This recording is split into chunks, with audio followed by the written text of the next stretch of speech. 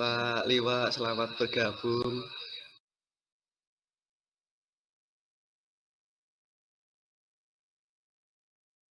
Ya, oke. Saya masih di jalan ini, belum sampai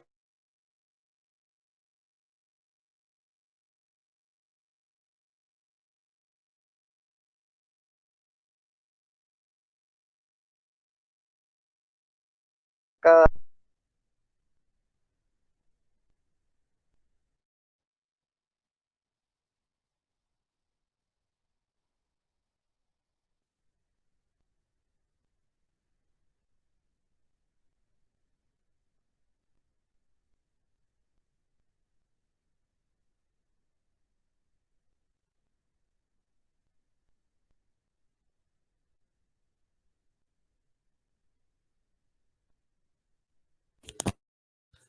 Nanti mulainya pukul 9:15, Pak. Nah, bulan 15 lumayan, insya Allah udah sampai. G. Ini masih di mobil, enggak apa-apa.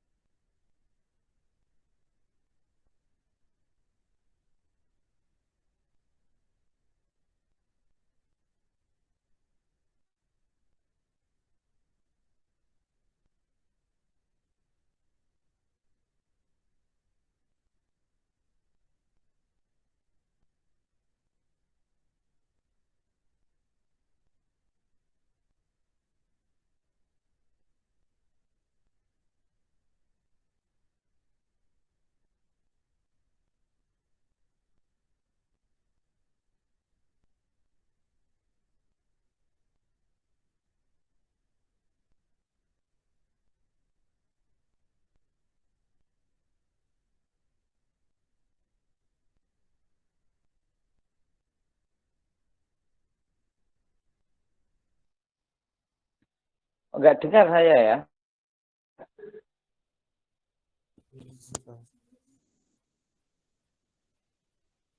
Enggak dengar, Mas. Oh iya, iya. Kita Nah, mulai saja karena ini sudah pukul 9 lebih. sebentar ya. Nggih, Sebentar, sebentar. Ya dimulai dulu. Aku nggih, tak menyiapkan di laptop ya. nggih. Assalamualaikum warahmatullahi wabarakatuh. Waalaikumsalam warahmatullahi wabarakatuh. Waalaikumsalam.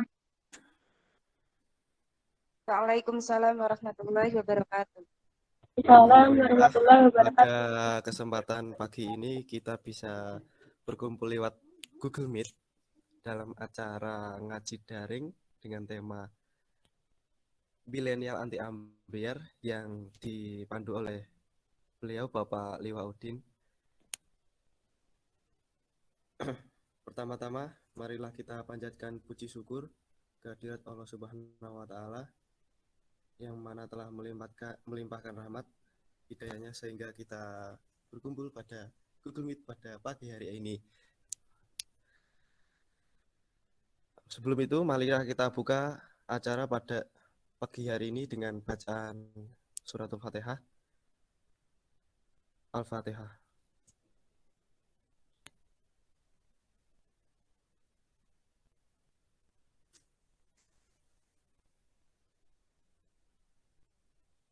Amin. Sebelum acara dimulai, perkenalkan nama saya Muhammad Alfani.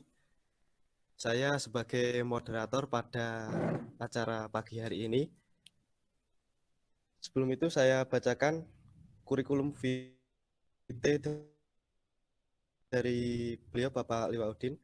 Nama Muhammad Liwaudin Najib, MPD, SPD, sekolah di SD Lorem Kulon, MTS, MA, TBS, mondok dipakai 11 tahun, pengasuh pondok, Mansajul Ulum, kuliah S1 di Unwahas, kuliah S2 di Unisnu, mengajar di sekolah Madrasah I'ana Tutwalibin, mengajar di Al-Hikmah Prima, dan di Pondok Pesantren Pakis.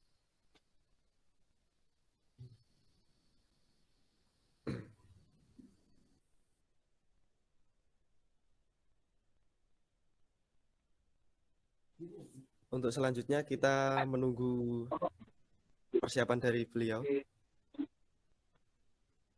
Saya masih menyiapkan masuk di laptop ini. Kalau yang di HP sudah di laptop, benar ya? Iya, Pak.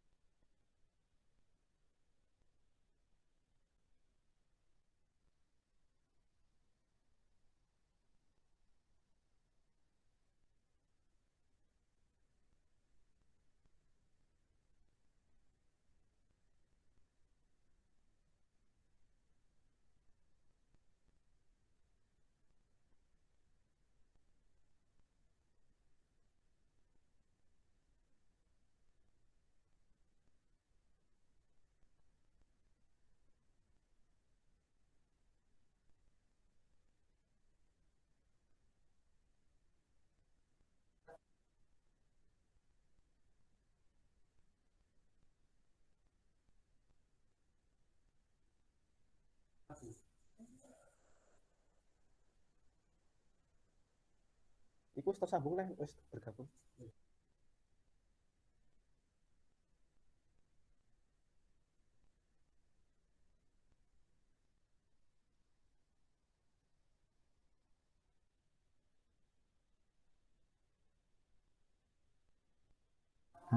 Sudah dengar nggih?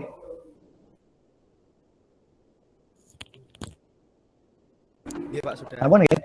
Oke. Assalamualaikum warahmatullahi wabarakatuh. Oke. Bismillahirrahmanirrahim. Alhamdulillah anbiya wal alihi wa Wabarakatuh. ashabihi ajmain amma ba'd. Yang terhormat dan yang saya hormati Rektor Institut Pesantren Matholiul Falah, Bapak dan Ibu dosen pendamping, serta teman-teman mahasiswa dan teman-teman yang hadir di Google Meet pada pagi menjelang siang hari ini. Alhamdulillah wa syukurillah kita bisa bermuajahah walaupun dalam kondisi yang tidak biasa, karena harus bermuajahah di dunia maya. Namun saya berharap ini tidak mengurangi semangat panjenengan semua untuk terus berkarya, untuk terus belajar dan meneruskan pembelajaran yang sedang kalian tempuh di perguruan tinggi tercinta IMAFA. Namun sebelumnya saya mohon maaf karena ternyata ini berbarengan langsung dengan rapat persiapan Hari Santri Nasional di PCNU Kabupaten Pati, dan ini sambil menunggu rapat saya perjalanan agak macet tadi sehingga baru hampir 9:30 kita mulai. Namun demikian, karena teman-teman mahasiswa ini adalah bagian dari generasi penerus atau generasi Z atau Y ya, wakila jenengan ini generasi milenial itu generasi Y, wakila jenengan ini generasi Z, karena generasi Z sebagian cendekiawan, sebagian ulama cendekiawan itu adalah orang yang lahir sampai posisi tahun 95. Sementara jenengan kayaknya di atas 2000 atau di atas 95, wajahnya masih imut-imut semua. Kalau saya sudah amit-amit. Tetapi itu tidak jadi masalah, generasi Y atau Y semuanya adalah bagian dari generasi penerus. Yang jelas bagi kita dan ada di Indonesia, kemajuan yang ada di muka bumi ini tetap kita ikuti, tetap kita laksanakan, dan harus, ini sebuah keniscayaan kalau kita tinggalkan. Tetapi ada dua hal yang tidak boleh kita tinggalkan dan kita hindari. Ya, jadi melihat tema itu sebenarnya sangat luas sekali temanya, karena milenial anti ambiar itu kan milenial sing ora turu-turu.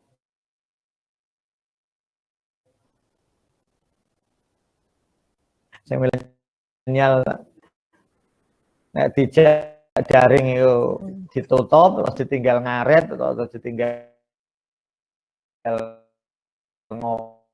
ngopi ya beda itu. Milenial tidak pantang menyerah karena kondisi apapun dimanapun kita akan bekerja dengan waktu, dengan perkembangan.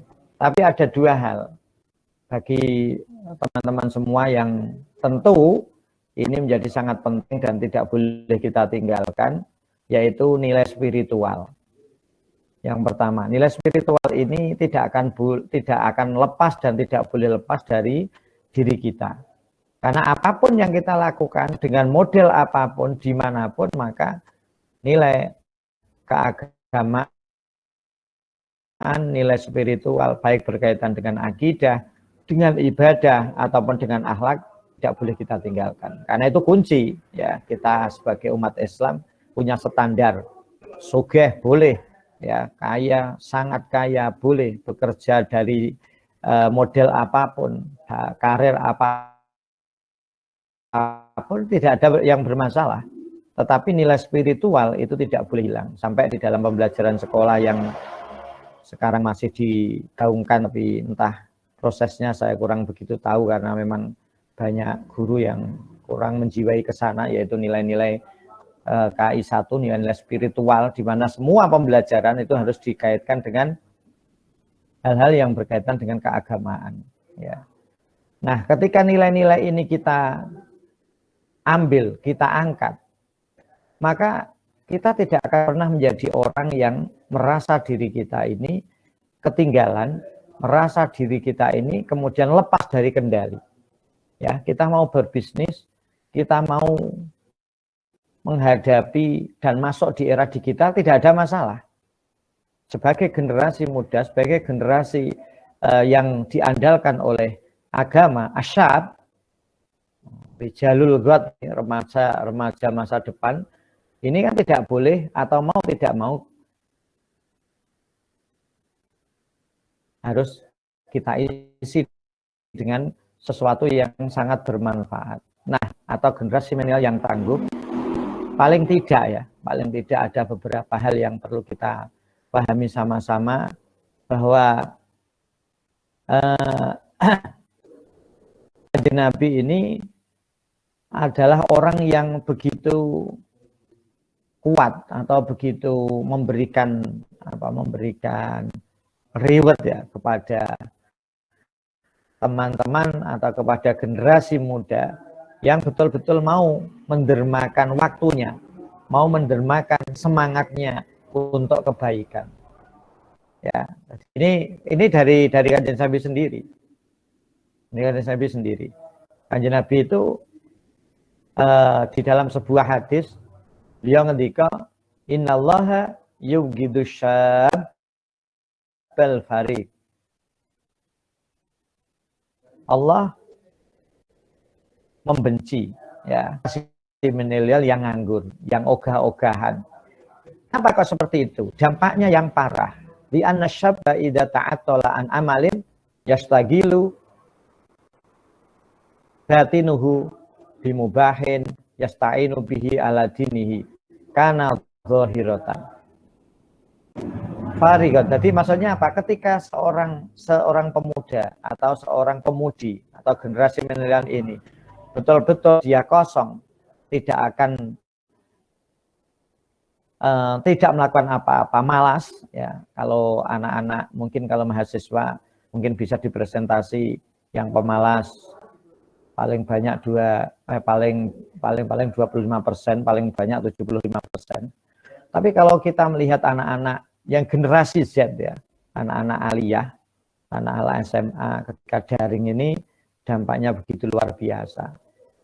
Luar biasa karena ternyata di situ waktu yang dipergunakan sebenarnya untuk kemanfaatan yang banyak untuk belajar, maka waktu itu hanya disia-siakan. Jadi dia menjadi tadi masuk dalam kategori begitu syabal farid. Tidak, Allah membenci pemuda yang nganggur. Nganggur dalam arti tidak punya kegiatan apapun. Yang parah di dalam Ihya itu, yang parah bayu asisu fihi asyaitan wa yabidu wa yafrahu. Nah, jadi ketika kemudian pemuda ini atau generasi muda, generasi milenial ini nganggur dan tidak mengerjakan apapun, di dalam Ihya dikatakan maka setan itu akan nyusoh di dalam hatinya, akan ngendok, menelur di dalam hatinya, dan kemudian akan menetas. Menetas sehingga setan yang kemudian menjadi satu, akan menjadi banyak setan yang akan mengawal dia, akan mengawal kehidupannya, akan mengawal jalannya. Maka kita akan melihat betapa nakalnya, betapa bejatnya, betapa yang dalam kaitan dengan tanda kutip sesuatu yang negatif, karena mereka lebih cenderung menyanyiakan waktu. Itu diambil dari hadis tadi. Jadi ya begitu, ini berakibat ke sesuatu yang fatal. Itu kata Imam Ghazali, dikatakan maka ketika orang ini pikirannya menggerakkan kakinya, ternyata kok dibiarkan, nah, ini akan cenderung kepada hal-hal yang akan mengikat hatinya kepada sesuatu yang jelek, yang sesuatu kalau kita teruskan. Maksudnya apa?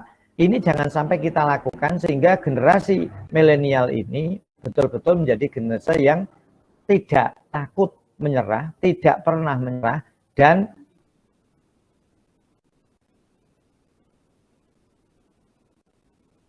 apalagi tawakal adalah melakukan sesuatu semaksimal mungkin baru dipasrahkan kepada Allah. Itu tawakal yang benar, indah ahli sunnah wal jamaah. Nah ini perlu kita renungi sama-sama, karena memang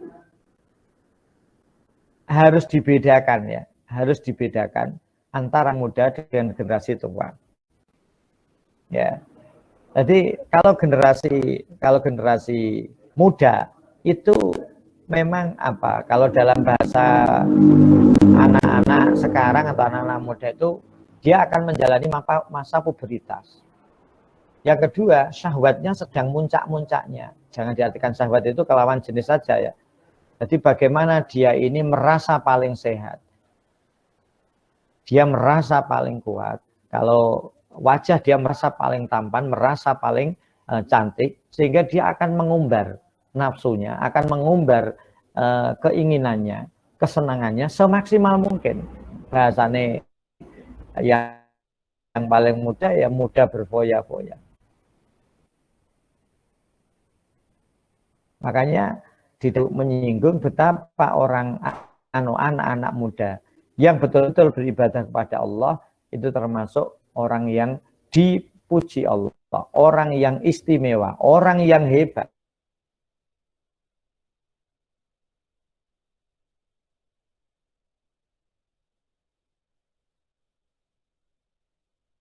Kalau kita lihat di kitab Nas memang dilem atau dipuji oleh agama yang satu tidak. Itu adalah ketika kita melihat ibadah. Ada seorang pemuda atau seorang pemudi rajin beribadah. Maka ini menjadi hal yang dipuji oleh agama. Kenapa? Karena dia mampu untuk menahan nafsunya. Mampu untuk terus yang berkaitan dengan nafsu. Sementara ketika orang tua yang tidak cara bahasa kasarnya usianya sudah menjelang maghrib, ya sudah menghadap gitu kan, maka mereka ya rajin ibadah. Jadi pertimbangannya ketika orang tua rajin ibadah itu hal yang biasa, karena mereka sudah waktunya menghadap, persiapan menghadap Allah Subhanahu wa Ta'ala. Tetapi berbeda dengan anak muda.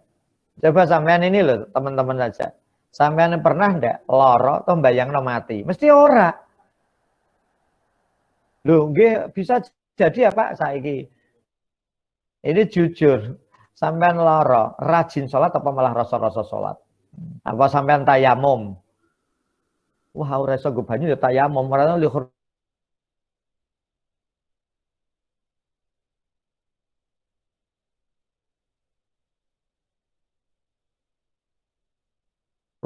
Malah orang sholat, karena bayangannya apa? Jajal lah, tapi sesuai. Masa aku cah nom mati, masa aku anu. Jadi akhirnya ada tadi nafsu kita, kemudian kita salurkan. Kepengen hura-hura, kepengen begini, pengen begini. Nek dilokno wong sepuh, aja ngono le. Lho jenengan wis sepuh kok. Nah, aku sih enom kok. Maka kemudian pemuda yang seperti ini, pemudi yang seperti ini rajin beribadah, maka dia termasuk bagian dari sesuatu yang dipuji oleh Allah dibanding orang-orang sepuh yang rajin beribadah. Bahkan kalau kita lihat 7 golongan yang nanti mendapatkan naungan aup-aupan di akhirat, di orang-orang mahsyar, itu kan termasuk pemuda yang rajin ibadah. Ketika dia dijumpai atau ketika dia diparani lawan jenisnya, diapeli, dia mengatakan ini khaifun minallah, aku wedi karo Allah. Jajale sampean nek di parani wong sing sampean senengi, kira-kira mohon maaf kita ndak usah ketemu dia. Kalau kita ketemu kan tambah dosa, ora ono malah wis dosa-dosa lah nek jeh nom sok tobaté. Makanya itu hal yang berat. Nah, hari ini sampean ini melawan sesuatu yang menjadi kecintaan kita, yaitu apa? Kesenangan nafsu. Sehingga sampean ini kalau tidak kuat, maka judulnya sampean akan berubah. Milenial yang mudah ambyar, bukan yang anti ambyar lagi. Ya. Nah, ini iso diukur dari kita sendiri, sampean sendiri. Ketika sampean kemudian, lo nek KKN saya kira wong do seneng ya, jagong, minum-minum, kok ketemu ngombe-ngombe, oh gawe, wis aku sing gawe, aku tak sing ngebosi. Kalau sudah kuliah, ya KKN dengan kuliah itu beda. Kuliah yang materi ya, kalau KKN kan refreshing, gitu kan. Sing ngasih rantok pacar, ngasih rantok jodoh, malah untuk jodoh. Bisa jadi sarana perjodohan kalau KKN. Nah, tetapi kalau sudah di pembelajaran yang berkaitan dengan masa depannya sampean, mampukah sampean ini menghandle nafsu sampean sendiri untuk terus maju, untuk terus semangat? Yang sulit itu seperti itu. Yang sulit itu seperti itu. Maka beberapa poin yang harus kita pahami adalah tadi, menjaga nilai-nilai spiritual kita supaya kita betul-betul mampu menghadapi cobaan apapun. Hal-hal yang berkaitan nafsu sudah kita cut melalui dasar agama. Ini enggak boleh. Saya bisnis sudah pakai digital, bisnis pakai perbankan digital, macam-macam sudah. Tapi ada sesuatu yang tidak boleh kita langgar, melakukan penipuan, melakukan pemangkasan tanpa pemberitahuan dan banyak hal. Sehingga kita ini menjadi generasi milenial tapi betul-betul kuat. Itu yang pertama. Ini yang kedua adalah nilai-nilai budaya. Ya, kebetulan nilai-nilai budaya kita untuk di Indonesia ini luar biasa, terutama di Jawa ya. Luar biasa. Ono unggah-ungguh, ada akhlak, ada banyak budaya-budaya yang mesti harus kita hidupkan kembali. Ya, cara bahasa kasarane. Punya nilai hukukul jar, aku kudu tonggo, aku kudu mikir tonggo, aku kudu membuka lapangan karo tonggoku sebelum membuka lapangan dengan orang lain. Kene tradisinya itu setiap ada anggaran, ada perayaan seperti ini, ini kita lestarikan. Kalau kita lestarikan sehingga nilai-nilai luhur bangsa pun itu akan kelihatan. Jadi walaupun kita dalam kondisi berbisnis, dalam kondisi melakukan segala sesuatu melalui era digital, ya hanya satu saja. Pokoknya di kamar ngomong dewi, di kamar gremeng-gremeng dewi, itu saja yang berbeda. Tapi dalam berinteraksi kita tetap harus bertetangga.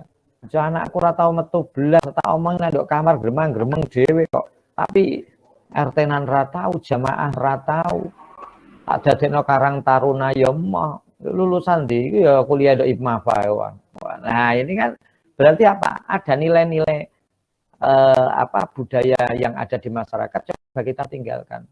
Gayane itu budaya tertinggal, tidak perlu kita lestarikan.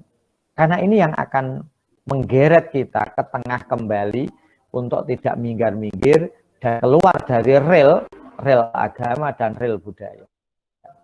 Kita bukan siapa-siapa, kita bangsa Indonesia yang mengerti tata krama, mengerti sopan santun, kemudian melihat jasa orang-orang terdahulu, dan kita juga umat Islam yang terus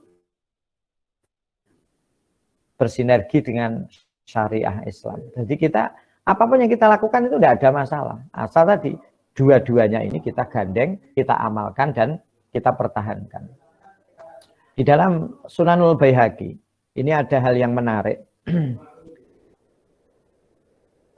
Ada hadis an Abi Hurairah radhiyallahu anhu qala bainama nahnu julusin ma'a Rasulillahi sallallahu alaihi wasallam. Kami para sahabat suatu ketika duduk bersama Rasulullah. Tola'a alaina syabun. Kemudian ketika kita duduk-duduk tiba-tiba ada seorang laki-laki yang datang. Falamma ra'ainahu bi absarina qulna law anna hadha syab ja'ala sababahu wa nasyatahu wa quwwatahu fi sabilillah. Jadi kemudian kita bilang kalau Anda memang pemuda, anna hadha syab ja'ala sababahu wa nasyatahu wa quwwatahu fi sabilillah. Mestinya dia harus menggunakan masa mudanya, menggunakan giatnya, menggunakan kekuatannya untuk sabilillah. Qala fasami'a maqalatana Rasulullah sallallahu alaihi wasallam. Kemudian Kanjeng Nabi mendengar, "Kowe nek anjenno, gunakan masa mudamu untuk fisabilillah." Akhirnya Kanjeng Nabi menjawab qala, "Wa ma sabilullah illa man qatala." Sabilillah itu tidak hanya orang yang berperang. Nah, ini yang perlu kita perhatikan. Jadi ketika kita berjiwa umur masih muda, kalau sampean katakan milenial, maka gunakan masa mudamu, gunakan kekuatanmu, gunakan semangatmu untuk sabilillah. Ini dawuh para sahabat. Terus dijawabkan Kanjeng Nabi, "Masabilullahi illa man qatala." Jadi sabilillah itu tidak hanya dalam perang. Nah, apa itu? Ini kita gunakan. Man sa'a ala walidayhi fa fi sabilillah. Orang yang berusaha, orang yang bekerja untuk kedua orang tuanya. Mungkin di antara kalian kuliah ini masih mengandalkan orang tua, tapi ada yang tidak. Saya harus kuliah mandiri. Saya harus tidak boleh ngebotno wong tua. Saya harus merasa paham bahwa orang tua sudah saya bebani selama ini, dan kita punya peluang orang tua sempoh dan mungkin kurang bisa membiayai, maka ketika kita melangkah berusaha untuk bakti kepada orang tua, baik melalui jalur pendidikan, jalur pekerjaan, fisabilillah. Ini adalah sabilullah. Fa fi sabilillah. Katakan Nabi, ini adalah fa fi sabilillah. Yang kedua, waman yang mengajari nawangi bagi panjenengan yang mungkin yang sudah berkeluarga, memperjuangkan hal-hal yang berkaitan dengan ekonomi keluarga, maka itu juga disebut fa fi sabilillah. Waman sa'a ala nafsihi liya uffaha fa fi sabilillah. Ini yang paling pokok justru saya di sini. Orang yang berusaha keras untuk menahan hawa nafsunya, untuk menahan kesenangan-kesenangan yang berkaitan dengan nafsu semaksimal mungkin supaya dia bisa menjaga nafsunya, biar nilai-nilai spiritual ini betul-betul dilaksanakan. Ini juga dikatakan fi sabilillah. Wa man sa'a al-takasura fahuwa fi sabilis syaitan. Tapi orang yang hanya punya misi untuk memperbanyak saja, apalagi memperbanyak urusan duniawi, memperbanyak urusan pangkat saja, tapi tidak dilandasi dengan nilai-nilai spiritual, bahwa fisabilis syaitan. Itu dalam Sunanul Baihaqi diceritakan seperti itu. Maka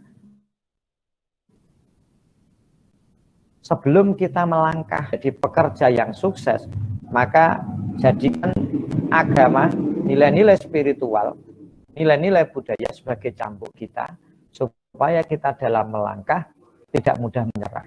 Karena kita punya Tuhan, kita punya Allah. Begitu juga yang lain kita akan mempertahankan karena kita punya budaya. Makanya di dalam kitab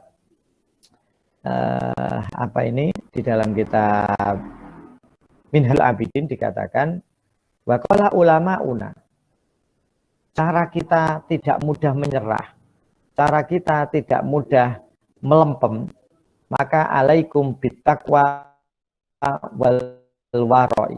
Maka melangkah dalam kondisi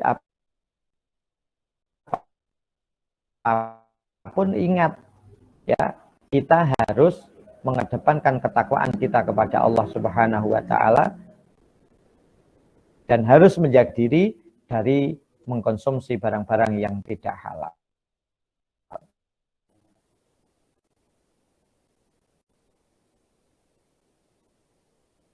Dan yang terakhir, di situ dikatakan ada 3 hal yang menjadikan kita akan selamat dari nafsu. Yang adalah man'us syahawat. Kita cegah kesenangan-kesenangan yang selama ini kita cintai. Tercah nom-nom, anggar bengi ngopi, udah tudut, coba kita kurangi. Ya, kita coba untuk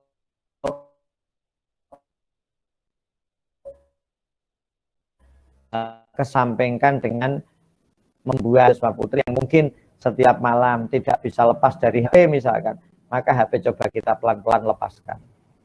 Ya, tak bangun tidur kemudian kita coba jangan pegang HP dulu, ngelilir cekelan dulu HP, batang itu roran dungo saiki langsung cekelan HP, seakan-akan HP ini menjadi Tuhan yang kedua.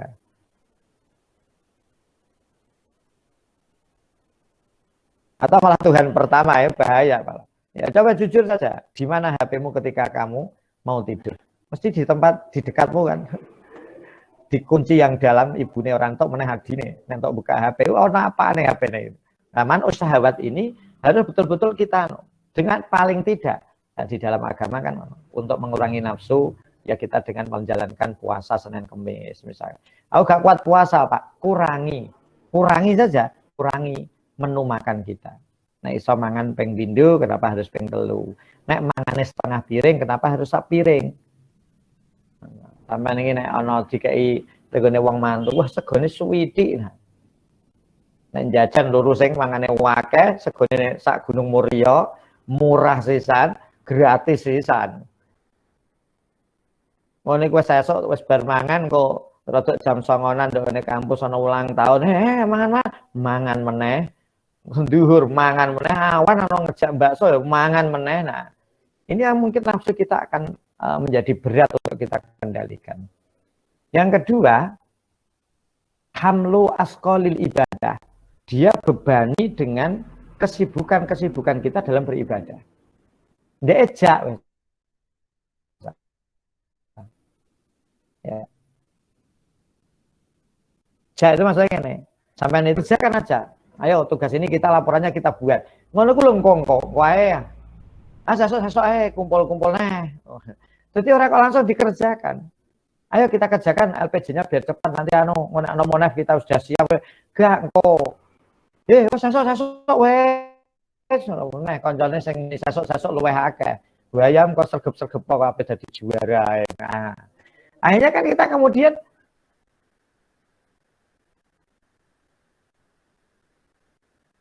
Nah, itu atau kita apa toh yang ada sekarang tujuanmu membuat skripsi, coba baca-baca buku.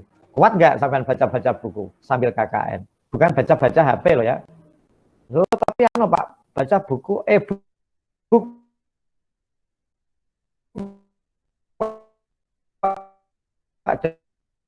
dalam HP orang patek ngandel lah.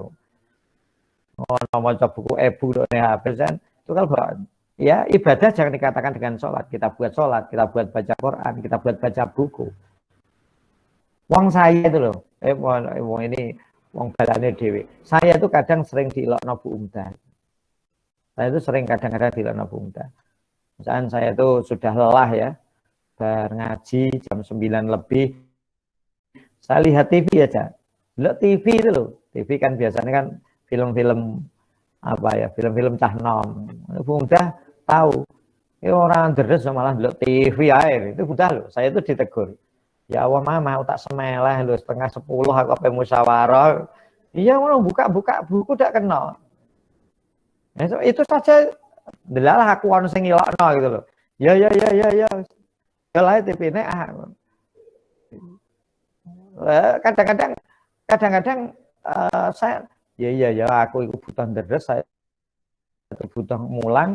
Masuk mulang kok orang deres. Masuk mulang itu harus itu saja. Masuk aku tidak upgrade. Sesuai saya merasa begitu karena Bu Umda juga menunjukkan Bu Umda tidur pun bersama laptop bukan bersama HP.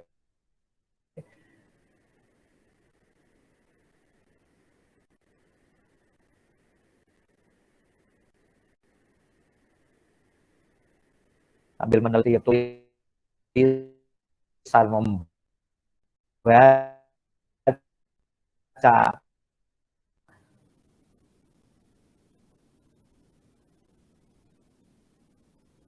bukunya juga sama.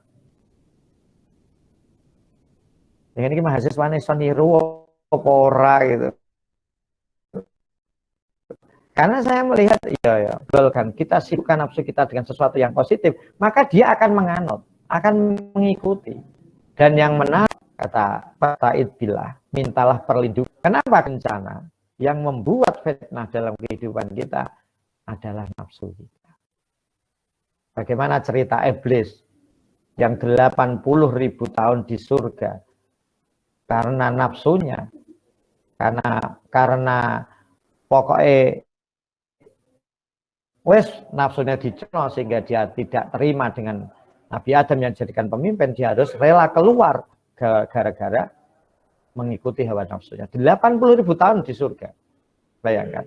Maka dari itu, mari semangat kalian semua untuk terus berprestasi, untuk terus berkreasi, untuk terus berinovasi, landasi dengan nilai-nilai spiritual dan nilai-nilai budaya, sehingga kita kalian menjadi pemuda-pemudi, menjadi generasi milenial, generasi Y maupun Z yang tidak pernah pasrah, yang tidak pernah patah semangat, dan terus berkreasi, menatap, dan menyongsong masa depan yang lebih cerah.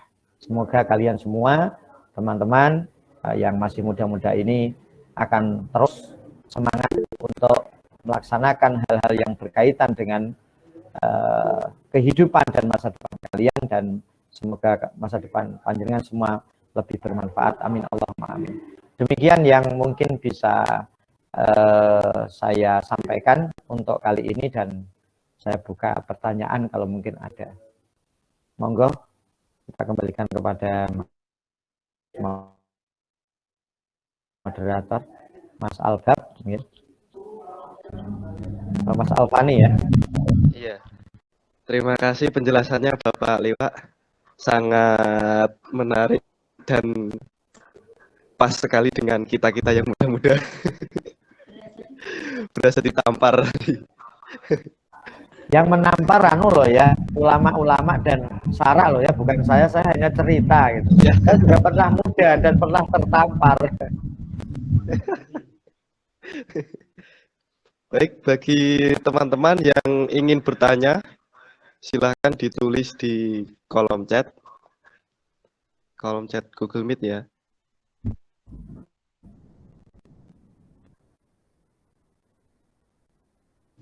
atau langsung saja bisa disampaikan menghidupkan mikrofon dan kameranya.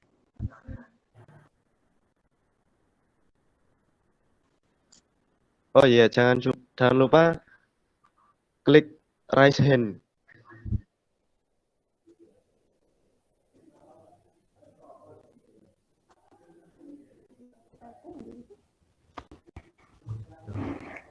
Assalamualaikum warahmatullahi wabarakatuh. Waalaikumsalam. Waalaikumsalam warahmatullahi wabarakatuh. Selamat pagi, Abah. Izin bertanya. Oke, monggo, monggo. Saya Sabila dari Jepara. Yang saya ingin tanyakan terkait milenial di Ambiar ini, orang Indonesia itu kan biasanya ewohan. Nah, ketika kita kumpul-kumpul itu, kalau kita tidak misalnya ada yang mengajak keluar, ayo gitu, sesuatu yang kurang bermanfaat, kemudian kita tidak bisa menolak. Lalu itu bagaimana tipsnya agar kita bisa untuk ya seperti itu kurang lebihnya, untuk bisa menjaga, kita kan ingin menjauhi seperti itu. Terima kasih. Oke. Ya, lah, budaya Indonesia itu kan budaya ewoh pakai ewoh ya. Ya maksudnya gini, Mbak Sabila.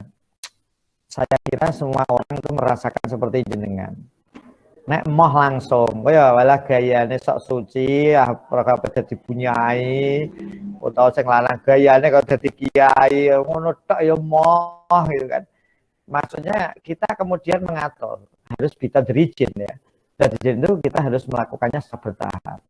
Ojo kemudian misalkan yang kelihatan setelah kita pertemuan ini kemudian harus tetap di rumah, tidak mau kemana-mana, aku mau menahan nafsu, kuat pirang dino, ya. Nah, harus bisa berizin, ya, harus bisa berizin, karena ada perasaan itu. Nanti sesuai Mbak Sabila akan dinilai banyak orang. Sabila aja nangkrong, biasanya gak gelem deh, nyufi saiki kok ngono. Itu kan butuh waktu, kok kemudian tiba-tiba kita tolak kan enggak. Ini agendanya apa? Itu kita mulai dari perbincangan.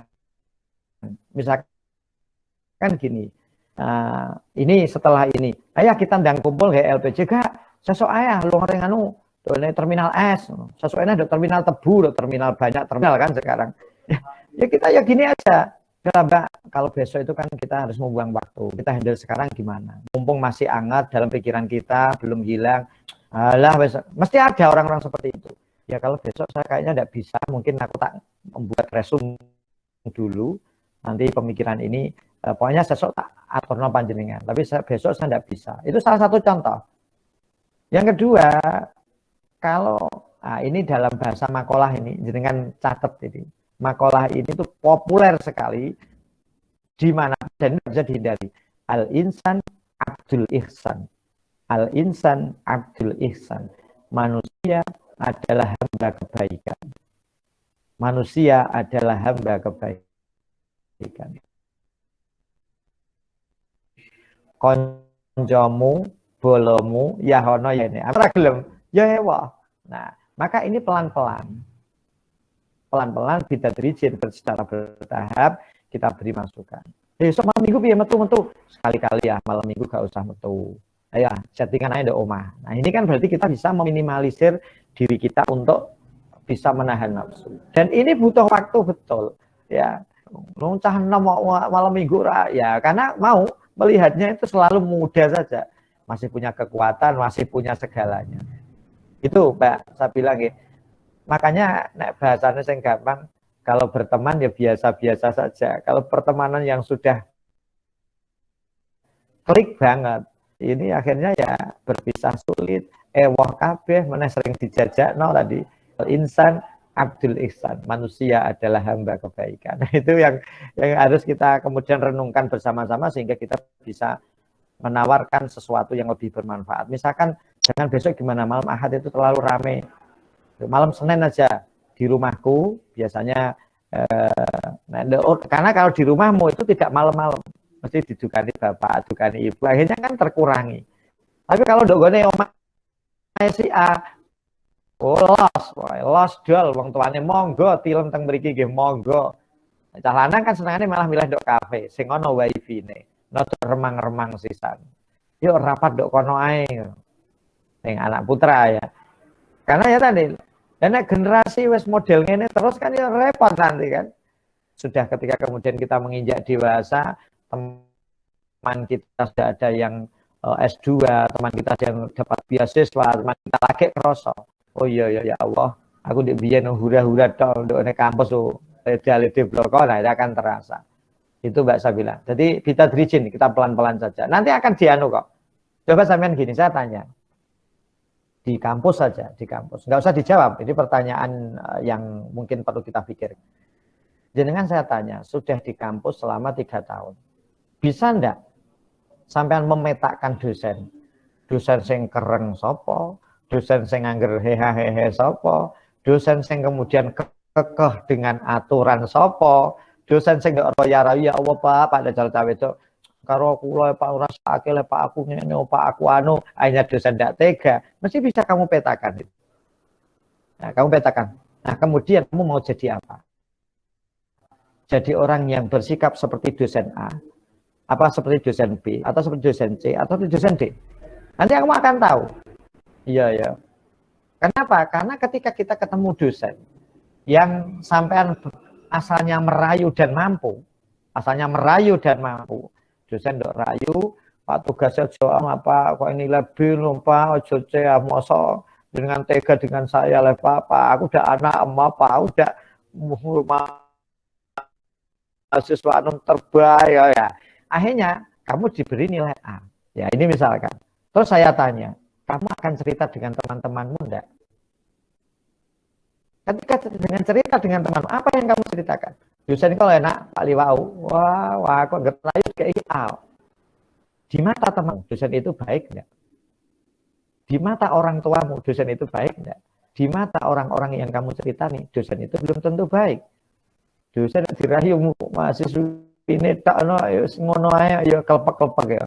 Nilai kok di ngono apa itu piye itu misalkan. Maka kita akan tahu sikap yang terbaik kita seperti apa. Jadi memang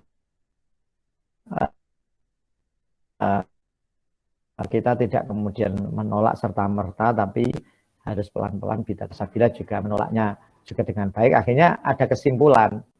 Sabila naik lo jauh rino-rino air.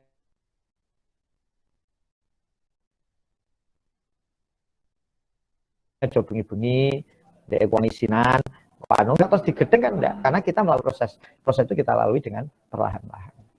Matur suwun nuwun.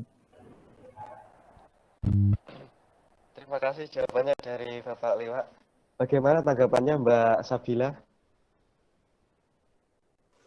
Alhamdulillah sudah ya sudah. Terima kasih.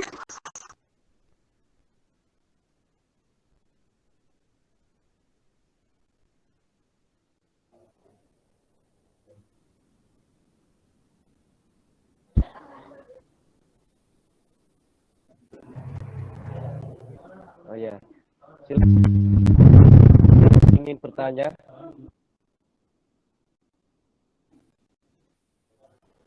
Silakan teman-teman yang ingin bertanya. Bertanya langsung juga kamera.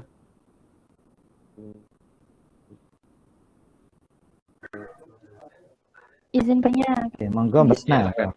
Bagaimana cara mengatasi ketika kita itu terkadang tanpa sebab merasakan nggak enak atau gimana ya? Biasanya itu galau tanpa sebab gitu loh, Pak.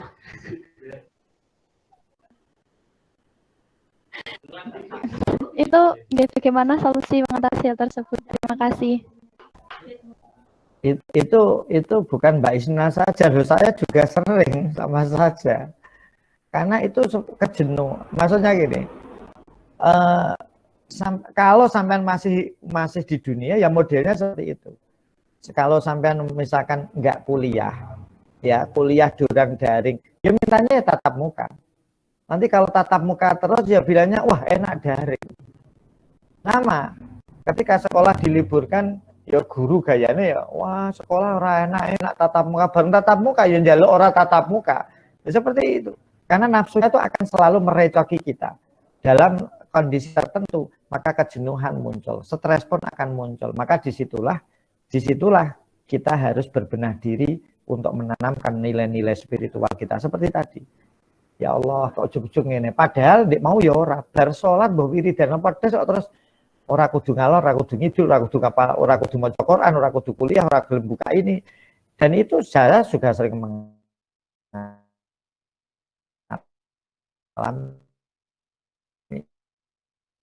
Maka itu tidak boleh ke sesuatu yang bermanfaat, nyekel buku, Quran, atau sampai kemudian ketemu dengan anak-anak mulang adikmu dewe, dek gini loh tak warai, nanti akan hilang kejenuhan itu. Tambahnya kan macam-macam dan yang tahu Anda sendiri. Tapi itu adalah bagian dinamika dari nafsu kita. Karena sehebat apapun kita, nafsu akan memperlemah kita suatu ketika. Jadi dia kalah mungkin dengan kita, tetapi suatu ketika dia akan muncul tiba-tiba dan menjadikan kita itu merasa tidak nyaman, tidak enak, wis kudu ngamuk kadang-kadang, wis pokoke ora semangat kabeh. Nah, maka berarti nafsu kita itu menguasai kita. Maka disitulah kita tahu, oh ya Allah, berarti nafsu kita harus kakuati, enggak, aku harus bangkit, aku harus bantu ibu, aku harus nyekel buku, aku harus baca Quran, aku harus bantu adik-adik. Itu nanti kegiatan itu yang akan menghilangkan kejenuhan kita. Karena itu berkaitan langsung dengan nafsu. Dia nggak bisa untuk kemudian kita terus cekelan HP, oh ya tambah. Galone waras tapi kesetnya akan terus malah tambah non. Nyekel HP, gayane dia nyekel laptop, terus nyekel TV. Wah, telu-telune urip kabeh, mripate si loro pandangannya lunga-lunggone 3 hal. Itu nanti waras dengan kurang bagus karena nafsunya kamu salurkan ke sesuatu yang tidak bermanfaat. Kita sama-sama mencoba, bukan Mbak Isna saja. Coba saja tanya Mas Ulil, Mas Alfani, Mbak Sabila, Mbak Tintri, itu murid itu juga saya kira hampir sama. Cuman tadi kita akan terus berbenah diri melawan kemalasan atau melawan nafsu yang beda-beda. Pernah kalah enggak? Kalau sampean tanya, Pak Liwak pernah kalah dengan nafsu? Pernah. Ya saking glosor delok TV ae, ora duwe hiburan, do omah ngaji prei, Bu umdah tindakan, anak do metu kabeh wae ngloso ae, apa maca kita wae kok maca kita pae lah. Ya kalah, ya berkali-kali kalah. Tapi kan kita tidak boleh terus seperti itu, tidak boleh terus melemah. Kalau saya wes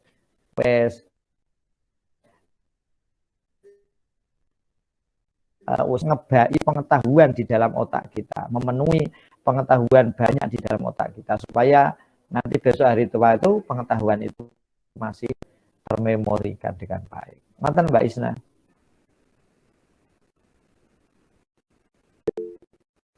Terima kasih jawabannya Bapak Liwak. Mbak Isna. Terima kasih banyak, sangat menginspirasi sekali. Matur suwun, Mbah. Nggih, sami-sami. Itu tadi yang dari Demak ada pertanyaan kayaknya. Baik, yang di chat ya. Izin bertanya, saya Patiatur Rizkiyah dari Demak. Mau tanya mengenai muda tetapi semakin anggun yang sekarang itu meresahkan berbagai pihak termasuk saya, Pak. Lalu bagaimana cara mencegah posisi nyaman dengan hal tersebut alias males kebangetan? Minta motivasinya agar istiqomah. Itu pertanyaan dari Mbak Patiatur Rizkiyah. Zaman yang semakin mudah tetapi semakin nganggur ya. Realita yang sekarang itu meresahkan berbagai pihak termasuk saya, Pak. Lalu bagaimana cara mencegah? Ini gini ya, orang itu semakin dimanjakan dengan teknologi, semakin dimanjakan dengan sarana dan prasarana, tetapi hal yang paling kita lupakan adalah proses. Ya, yang kita lakukan itu proses. Kita kan maunya instan. Ya, orang kerja terus jaluk HP, ya kan? Sampean disuruh kuliah membuat tugas judulnya milenial ambiar, apa yang kamu lakukan? Ke perpus, IPMAPA, atau ke perpus googling, ya kan? Sampai nggak butuh baca saja, ketik saja di Google, klik, set, iki ya aki, wes ngono jengen ya, garap sesuk ae, wes ana kabeh di Google. Kenapa kita tidak melakukan proses dengan cara membaca? Coba kita ke perpus, kita punya usaha, oh dilihat, oh ini ada buku yang menarik, karangan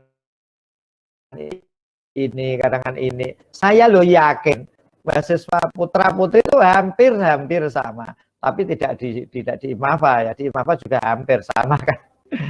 Wong pelakunya ya hadir di sini kok. Ya, karena itu memang hal yang biasanya dilakukan adalah melupakan proses, dan anak-anak sekarang atau mahasiswa sekarang selalu instan yang dipikirkan. Coba saya tanya, sampean kira-kira ini enak di bar KKN langsung wisuda apa skripsi? Mesti wisuda Pak, awang skripsi wah meneh nek engko terus dosen pembimbingnya. Waduh.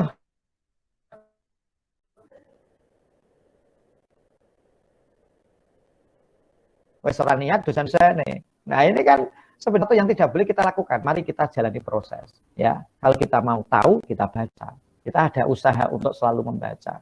Kalau kita mau beli HP, ya silahkan kerja. Tentunya begitu. Kalau kita mau pinter harus belajar. Jangan buka Google.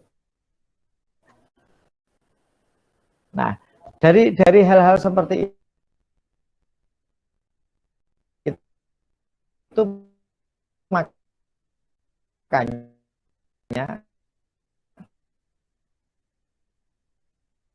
kemudian saya ini merasakan, karena sebenarnya ketika anak hari ini tatap muka, menghandle mereka,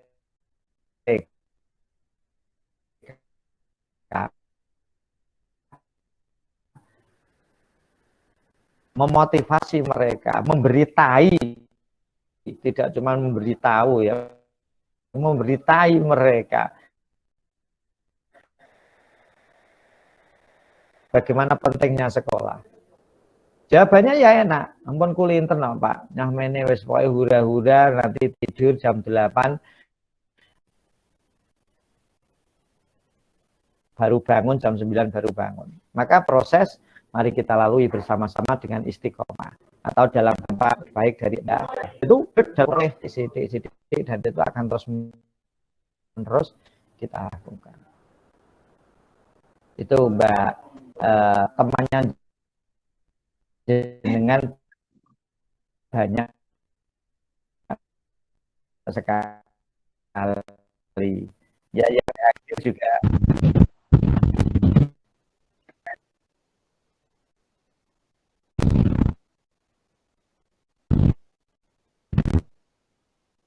Saya postmodern rata-rata juga mengalami seperti panjenengan. Tapi ingat, biqadri ma tata'anna tanalu ma tata'anna. Seberapapun yang itu yang akan menentukan keberhasilannya. Semakin kita banyak melakukan proses, maka semakin banyak kita akan menikmati proses itu. Dengan kenikmatan yang lebih banyak daripada yang tidak melalui proses. Semoga Mbak Fathiyah ini bisa istiqomah, saya juga bisa didoakan, teman-teman juga sama, untuk melakukan hal-hal yang positif. Kalau saya mungkin ranahnya sudah berdakwah secara istiqomah dan melakukan, sementara sampean harus terus melakukan proses-proses untuk menuju masa depan yang lebih baik dan lebih cerah dengan istiqomah. Dengan konsep tadi, bagaimana sekolah bil ibadah dan fasta'id billah. Maten Mbak Fathian, matur sembah nuwun. Nggih, Mbah, matur suwun, Mbah.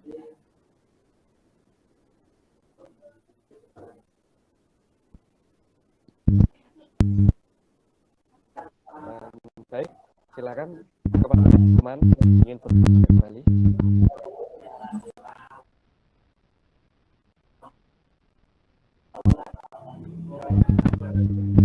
Bukan kamera atau melalui kolom chat. Oh, itu sudah di-share link absennya, silakan teman-teman absen dulu.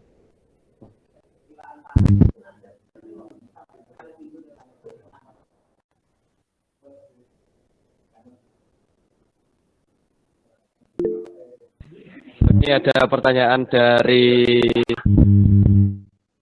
Ahmad Rofi Arosia. Assalamualaikum. Sebelumnya perkenankan saya Ahmad tanya, Pak. Ketika saya merasakan kejenuhan itu seringkali saya hilangkan dan berpergian di warkop bersama teman-teman. Apakah cara yang saya lakukan merupakan hal yang baik?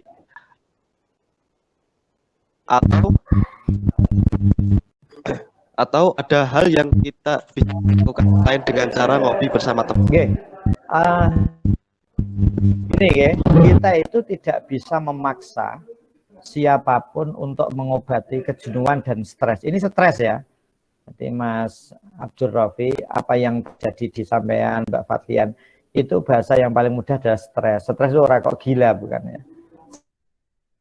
Stres ringan karena mungkin banyaknya pekerjaan dan macam-macam. Nah, di sini kita tidak bisa memaksakan seseorang untuk menghilangkan kejenuhan itu berdasarkan konsep kita, itu tidak bisa. Karena yang bisa merasakan adalah dia sendiri. Apakah salah Pak kita kemudian ngajak teman-teman ke warung kopi, kemudian di sana kita ngopi bercanda sehingga kejenuhan kita hilang? Bagus. Dan itu boleh sampean lakukan, tidak ada masalah. Tapi harus cari alternatif lain yang kira-kira lebih ngirit, lebih tidak membuang waktu, atau membuang waktu tapi dengan sesuatu yang berguna. Nah, itu. Tidak apa-apa Pak ngopi loh, tidak apa-apa. Ngopi itu kan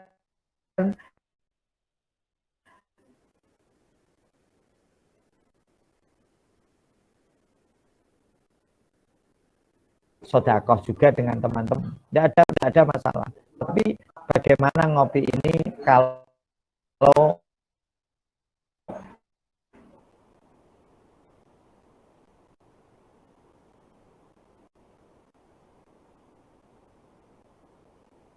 terus kita lakukan dan kejenuhan ini terus muncul, yang membuang waktu. Jadi mungkin di satu sisi harus kita lakukan dengan hal yang berbeda.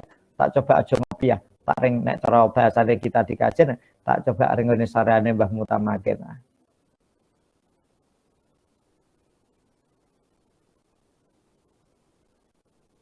Nah, mungkin kan lebih ada nilai-nilai dulu itu macam selesai nggak nyambung dengan, tapi itu yang terjadi, setelah itu wawak kemeringat akhirnya kita giat lagi.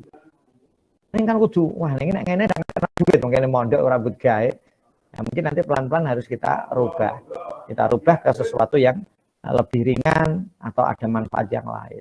Jadi tidak apa-apa Mas Abdul Rafi, yang penting ojo keseringan jenuhnya sehingga tidak keseringan ke warung kopinya.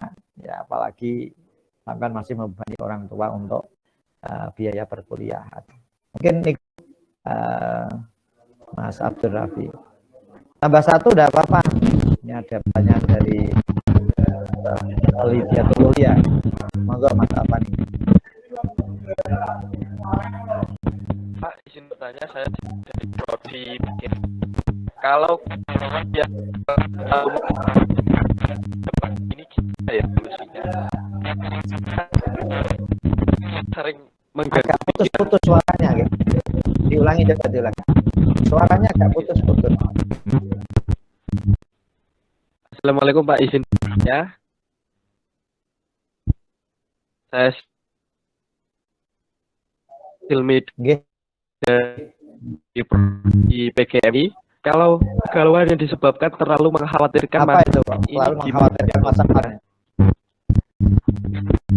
Yang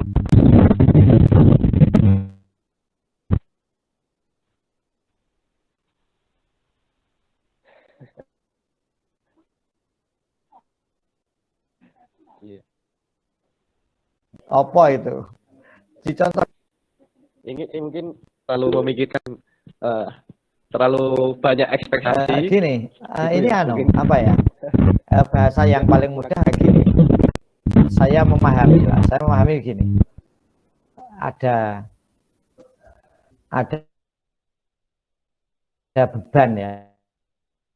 Ada beban yang bertumpuk-tumpuk, atau ini kalau kita lakukan seperti ini. Nah, aku rada dinggo masa depanku bagaimana? Maka ya kita kembali kepada dunia tasawuf. Dunia tasawuf di mana kita harus banyak membaca bukunya. Ada tulul amal. Kita ini tidak boleh melakukan sesuatu seperti layaknya ilmu ekonomi, ya. Sampai melakukan barometer wilayahnya ilmu ekonomi, ya kita tidak jalan. Maksudnya contohnya begini, aku ini kepengen jadi seorang dosen misalkan. Caranya bagaimana? Kita harus belajar. Dosen itu kan butuh pengetahuan. Belajar saja. Tidak jadi dosen atau tidak, itu sudah urusan Allah. Yang penting kita melakukan sabab, kita melakukan sesuatu sudah maksimal, maka kembali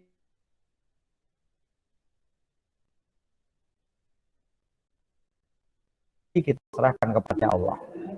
Kalau itu kita lakukan, kira kawin, wah, jaring kerja ya Pak, biaya kehidupan 1 bulan tak, belum itu untuk ini jadi ini, terus kemudian odol ganti sabun, ini belum hand body-nya istri saya, belum manual, ya rasa urep sama. Ya, jadi kita standar saja, yang penting usaha sudah kita kembalikan kepada Allah. Dan kita itu orang nemen-nemen, kita punya Tuhan kok.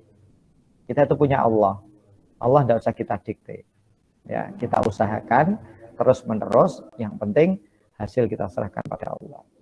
Ya, jadi ketika jenuh itu sudah, piye ya aku mosok nek besok ra iso dadi ngene gak, aku punya Tuhan. In ana idza dzanni abdi.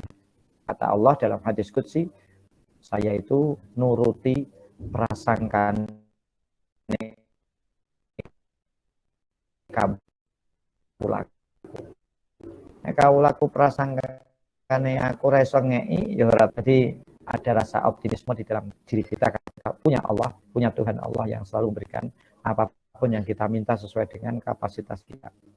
Yang penting kita tidak seudun kepada Allah, sehingga kita menjadi orang yang selalu pesimis. Mungkin itu untuk yang terakhir ya, ini karena rapat sudah dimulai. Yang Iya, ini, baik. Mbak Khalidah. Pertanyaan dari Mbak Firdausia Khalidah. Kita sebagai generasi milenial dituntut untuk lebih kritis terhadap fenomena kehidupan zaman sekarang, biar kita mau berproses. Tetapi adakah batasan kritis itu sendiri?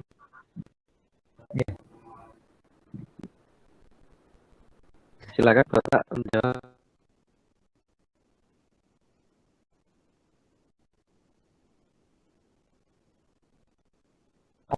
Orang itu sebenarnya kadang-kadang dilatar belakangi tidak senang.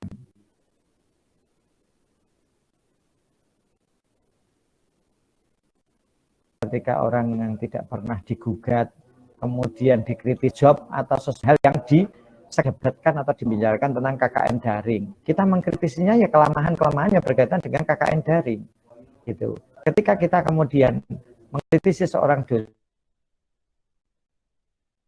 silahkan kritisi dengan gaya mengajarnya dosen. Tidak usah mengkritisi kehidupan dosen yang berkaitan, batasannya ya mestinya mengkritisi sesuatu yang sedang terjadi dan sedang dibicarakan. Kita tidak boleh keluar dari konteks. Bahasa yang mudah itu seperti ini. di dalam bab nikah di fikih itu kan ada gini, kita tidak boleh berbohong dan kita harus jujur. Ada orang bertanya kepada saya, ini misalkan tadi orangnya gimana Pak? Jangan kan kenal, oh iya kenal, namanya di IMAFA, ini kan mau saya jadikan istri gini, maka kita boleh menceritakan, tapi ceritakan sesuatu yang berkaitan dengan hubungan rumah tangga. Mbak Isna itu, Mbak Sabira itu baik, Mbak Isna itu baik, orangnya sopan, ya agak cerah sih, itu penting. Tapi tidak usah seperti ini. Mbak Isna itu kalau tidur itu ngiler, bangunnya kesiangan, agak molor. Kalau Mbak Sabila itu malah tidurnya membentuk Pulau Kalimantan, Jawa. Tidak ada hubungannya dengan pernikahan. Itu tidak boleh. Itu meripaten adab gini-gini, ya tidak boleh. Yang berhubungan dengan pernikahan kita katakan sejujur.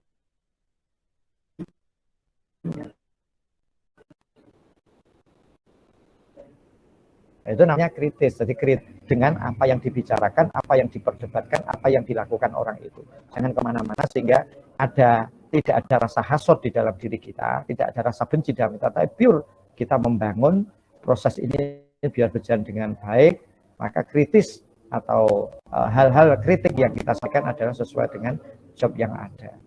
Mungkin itu Mas Alfani, Mbak Khalidah, ngapunten. Terima kasih jawabannya Pak. Berhubung kita masuk ke sesi terakhir yaitu penutup. Terima kasih kehadirannya Bapak Liwa. Materinya sangat luar biasa sekali. Sangat mewakili kami sebagai generasi milenial.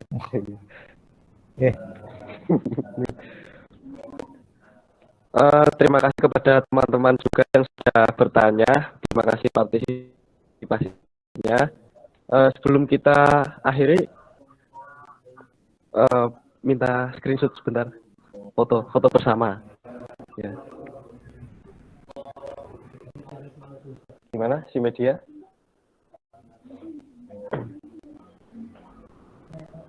Apa nih?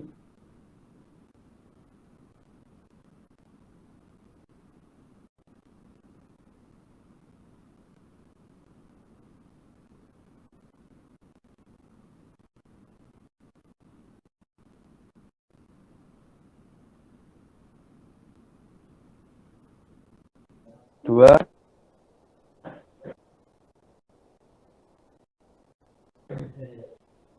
Tiga. Oke. Baik, terima kasih. Marilah kita tutup acara pada pagi menjelang siang hari ini dengan bacaan hamdalah. Semoga apa yang telah disampaikan oleh beliau tersampaikan dan menjadi berkah di kemudian hari. Jangan lupa besok teman-teman karena kita ada ngaji sesi. Assalamualaikum. Warahmatullahi wabarakatuh.